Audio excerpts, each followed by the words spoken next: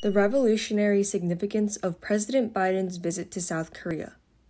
On May 21, 2022, U.S. President Joe Biden visited South Korea and met with the country's new president, Yoon Suk-yeol.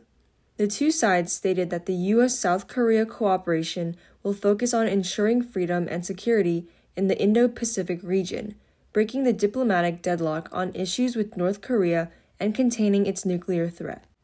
Geopolitically, the U.S.-South Korea alliance aims to counter the threat of the Chinese Communist Party force in the Indo-Pacific region, especially the Chinese Communist Party's threat to Taiwan. They also aim to strengthen economic trade and the global supply chain, focusing on enhancing cooperation in high-tech chips, semiconductors, and batteries. In his getter on May 23rd, Mr. Guo mentioned that this Biden visit to South Korea is revolutionary to the situation in the Korean Peninsula, clearly expressing that the U.S. strategy for the Korean Peninsula is to destroy the Kim family dictatorship in North Korea. The world is changing, and nowadays only strength speaks for itself.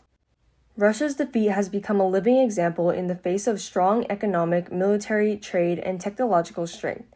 With the inevitable demise of Russia, without Russia's support, the North Korean dictatorship will only be left to act as a mad dog of the Communist Party of China, and the hereditary Kim family dynasty is unlikely to have another generation, and their value will slowly disappear.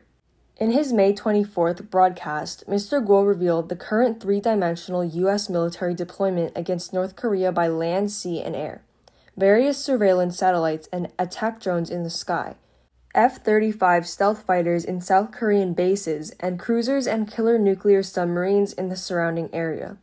Together with President Biden's full war authorization for U.S. bases in Japan, including the use of nuclear weapons, an intensive three-dimensional network of military surveillance and firepower strikes has in fact been formed against North Korea and even the Chinese Communist Party.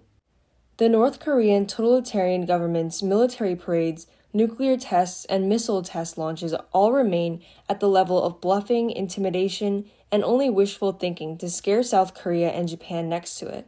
But in the face of the reality that everything depends on strength, the United States has silently laid a three-dimensional net for its ministry, and Kim Jong-un will become the last generation of the Kim family dynasty.